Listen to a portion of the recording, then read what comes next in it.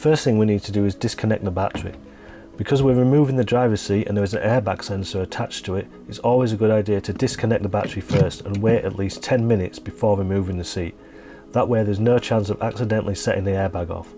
It's not very likely to happen, but there isn't any point in taking the risk as it could be painful or expensive.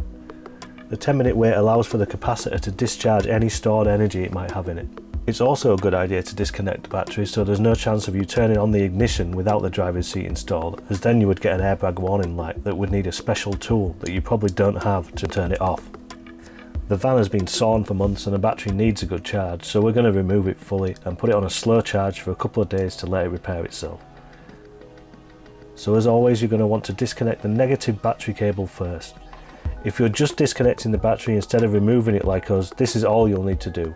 And once the negative cable is disconnected, you can carry on with the rest of whatever you're doing. To loosen it, all you'll need is a 10mm spanner or socket. It'll only need a few turns, you just need to loosen it off enough to slide it off. If you're removing the battery completely, you'll need to do the same to the positive cable too. It looks complicated, but it's not, it's just one nut like the negative. It would be very hard to get it off with a spanner unless you have a ratcheting spanner, so it's best to use a 10mm socket. Again, just a few turns and slide it off. And then the last thing you'll need to do to remove the battery is undo this bolt and loosen or remove the plate. For this you'll need a T40 Torx bit. It might be quite tight to start, but after a couple of turns it should be very easy to do the rest with your fingers.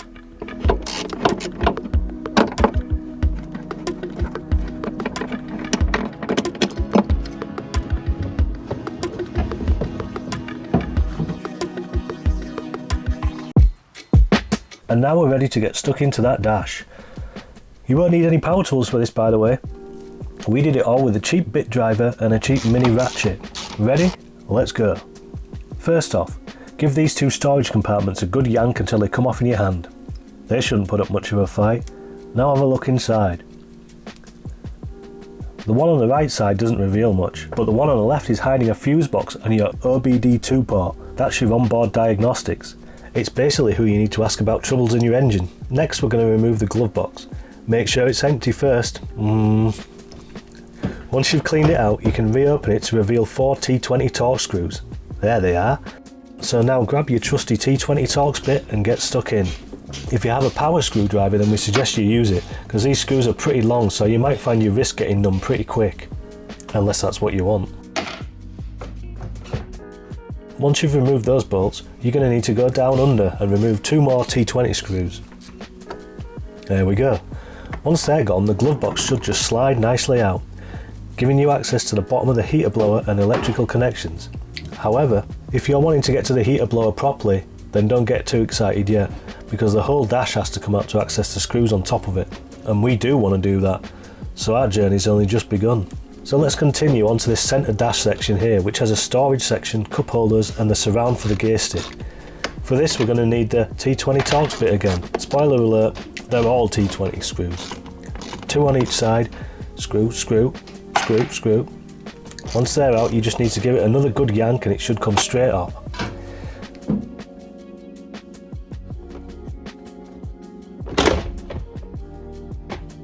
To get the surround off, you either need to push the gear gator through the hole, or, if you can't fit it through, remove the gear knob and gator. Give it a hard pull and it should come straight off. We, however, pulled way too hard and broke it. Oh well, there are much nicer looking ones on eBay anyway. So once you've got your knob off, hopefully in one piece, you'll need to disconnect the wire from the cigarette lighter socket, seen here. Next we'll remove the plastic trim piece from under the steering wheel. This is very easy. You just need to pull it off. Next we're going to remove this light grey plastic piece that is above where the glove box was. It's held in place by some clips which can be pulled off, however it's also attached to the roll bar of the van via a canvas strip and Torx screw.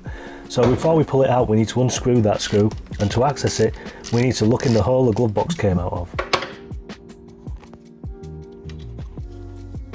Now that's removed, you'll need a trim removal tool or a flat-headed screwdriver to pry it up.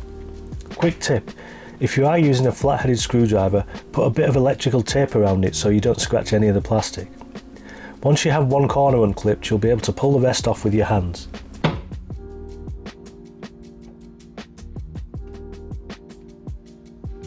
Next we removed the coin holder. We thought there might be a screw under there, but there wasn't, so it was kind of pointless, but we did it anyway. After that, you're going to want to tackle the radio surround and heater controls. First, you'll need a flat-headed screwdriver again. Use it to pop out the sunglasses storage area. This allowed you to reach round behind the radio and push it straight out. You'll notice there is no cage holding the radio in on these vans, so a radio removal tool is next to useless. Forget it. Once that is pushed out, you'll find 4 electrical connectors that need disconnecting. They all have little levers on them, which you need to push in or pinch whilst you pull the connector out. Sorry, my hoodie got in the way of filming. Don't worry about labelling each connection separately, as they only fit back into their specific places. It's a good idea to tape all the cables together though and label them so you don't get confused later. Stereo. Next, you need to undo these 6 T20 Torx bits and yank these plastic bits out. Then there are 2 hidden T20 Torx screws inside where the stereo was, one on each side. Undo them. Once they are out, you can pull the face off from the top. Be careful though, as there will still be cables attached for the heater controls. Again, all you need to do to remove these is press the little lever in whilst pulling the connector out. Try not to drop it. Again, so you don't get confused at a later date, tape the cables together and label the group heater. Don't worry, they only go back on one way too, so you can't mix them up. Next, we have another light grey bit to remove. Again, it just pulls off. Unclip the front first, then the back, then pull. Huzzah! After that, we have the instrument cluster surround. Again, this one should just pull off once you've unclipped a corner or two. The first corner is very easy to unclip. You just push your screwdriver carefully into this hole and push the light grey plastic tab up. And the first corner should pop loose. Once that is loose, just lift up on the curved bit at the top and the whole surround should pop off.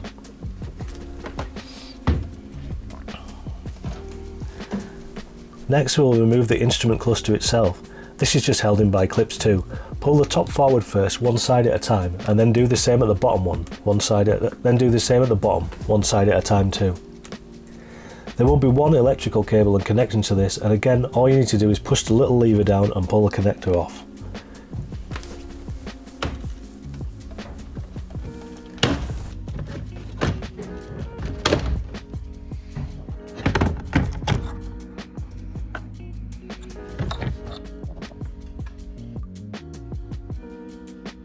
While we're here, let's just pull this little bit of plastic off quickly too.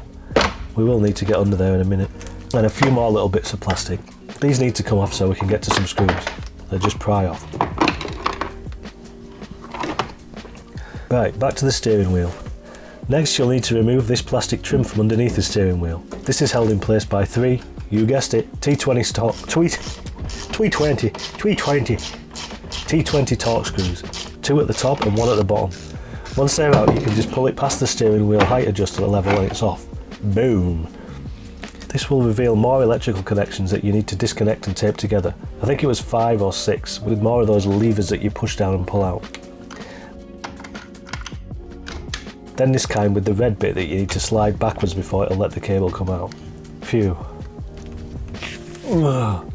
That's another bit done.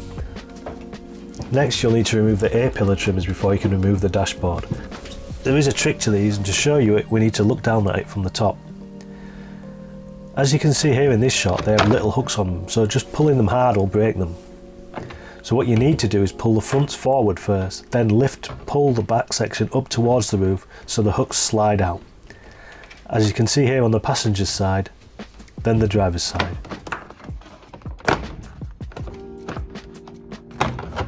Done. Next, we need to remove the steering column. This is very easy, and all you need is a T20 Torx. No, you don't, not this time.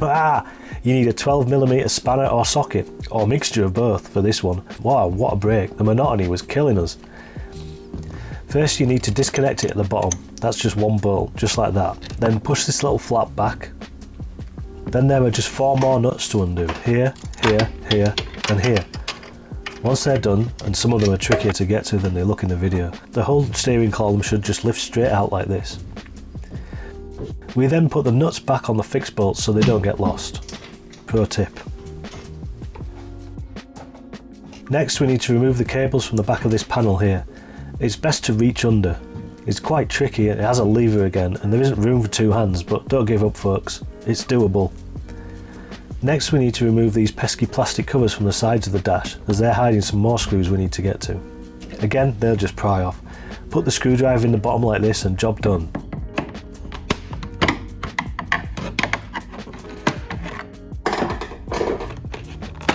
Then again on the other side.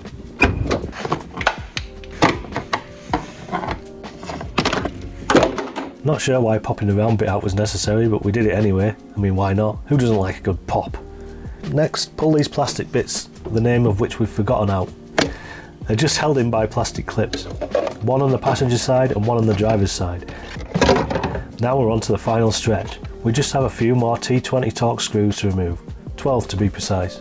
The first one is just under the bottom right of the dashboard. The second is in pretty much the exact location on the opposite side. The third one is under where the instrument cluster was. The fourth and fifth are at the back of the dash where you removed the plastic covers from earlier. The sixth and seventh are on the driver's side where you removed the side panel. The eighth and ninth are on the passenger side in the same location.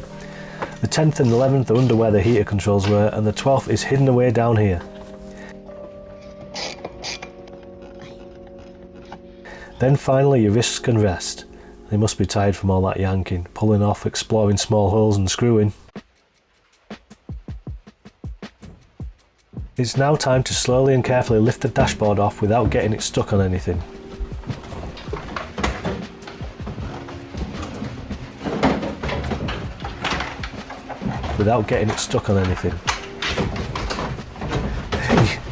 And you should finally be left with something that looks like this.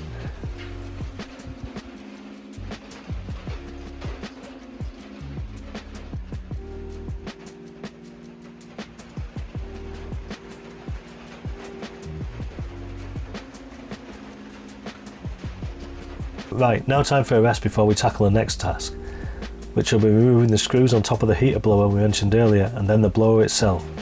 We'll be posting that video soon, so keep an eye out.